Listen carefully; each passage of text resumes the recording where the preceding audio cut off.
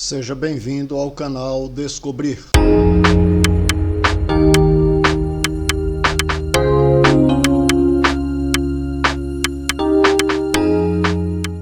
Hoje iremos descobrir sobre o CGC, Cadastro Geral de Contribuintes do Ministério da Fazenda.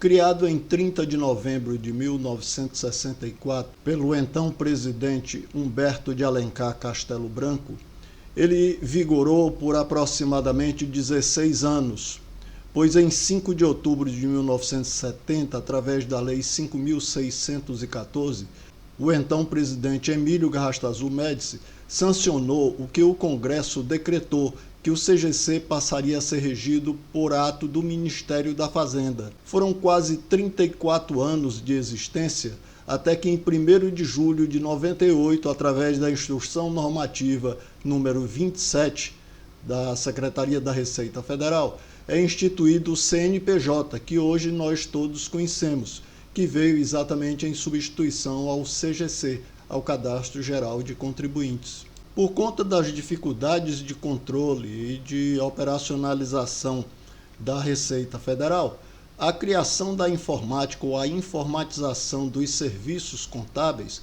foi assim um achado, porque hoje, por exemplo, os fiscais não precisam ir na sua empresa para poder fazer uma fiscalização. Eles fazem uma coisa que eles chamam de fiscalização sem papel. Eles simplesmente entram no sistema e vão atrás do seu CNPJ, se realmente estiverem interessados em ver o seu CNPJ, e fazem essa fiscalização. A mesma coisa acontece, por exemplo, com o Ministério do Trabalho, quando ele quer fiscalizar uma determinada empresa em determinado assunto. Ela simplesmente vai ao movimento contábil que é disponibilizado para todos os interessados no processo. Hoje, por exemplo, para quem deseja abrir uma empresa ou um negócio, é preciso estar muito bem informado sobre as obrigações da empresa.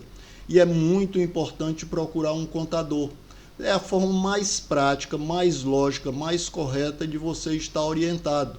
Até porque se você for criar, por exemplo, uma MEI, que é uma microempresa individual, essas obrigações elas são muito pequenas. A orientação de um contador vai lhe ajudar bastante na gestão dessa empresa. E se tiver o caso, por exemplo, de você querer crescer, você entender que a sua empresa pode ser maior do que o que você concebeu inicialmente, procure um contador. Ele vai ter todas as informações necessárias, lógico, vai lhe cobrar uma taxa sobre isso, mas é perfeitamente viável, perfeitamente compatível o serviço dele com o que ele vai lhe cobrar. Então é muito interessante que para o seu empreendimento ter sucesso, você esteja legal e legalizado perante a Receita Federal. Diante dessas informações, nós podemos dizer que o CGC e o CNPJ são basicamente as mesmas coisas. Apenas o CNPJ chegou numa época em que já era possível fazer a pesquisa, fazer o controle. E hoje a gente pode dizer o seguinte, que quem tinha CGC, o número do CGC, permaneceu para o CNPJ. E esse número ele é composto de 14 algarismos, sendo os 8 primeiros números o número base da Receita Federal, aqueles 4 números que normalmente são 0001, que as pessoas dizem 1000 de ré, não é? Aquele ali indica, quando é 001, que ali é a matriz. E se for 002, aquele 2 é a primeira filial, e assim por diante. E os 2 últimos números são dígitos de controle, que ajudam a Receita Federal a confirmar se aquele número que foi impostado no sistema corresponde ao número real do CNPJ da empresa. Agora vamos a algumas curiosidades do CGC/CNPJ. A primeira empresa a adotar o CGC foi o Banco do Brasil, e o CGC número 0001 é da agência Centro Rio de Janeiro. Ele compreende os 8 primeiros números sendo 0, 00, 000, 000, barra 0001, hífen 91, que é exatamente o número código da agência Centro Rio de Janeiro. E aí segue em frente.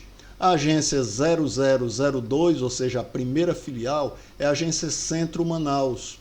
A agência mais antiga do Piauí, por exemplo, é a agência Parnaíba, que é a agência 0023, que foi a 22ª filial. Mas nós temos várias outras agências, por exemplo, a agência Centro Fortaleza é a 008. E a agência Teresina, que é a capital do estado do Piauí, que teve Parnaíba como a primeira cidade a ter Banco do Brasil, é a agência 0044, ou seja, a 43ª filial. Pode até parecer estranho, mas a agência Centro Salvador, que é a agência número 6, ou seja, a 5ª filial, ela foi criada antes da agência do Rio Grande do Sul, que é a agência 0010, e bem antes da agência Centro São Paulo, que é a 0018. Na verdade, a agência que eu falei Rio Grande do Sul, que é a 0010, é a agência Porto Alegre. Inscreva-se no canal, marque gostei ou não gostei e ative o sininho para receber notificações de novos vídeos.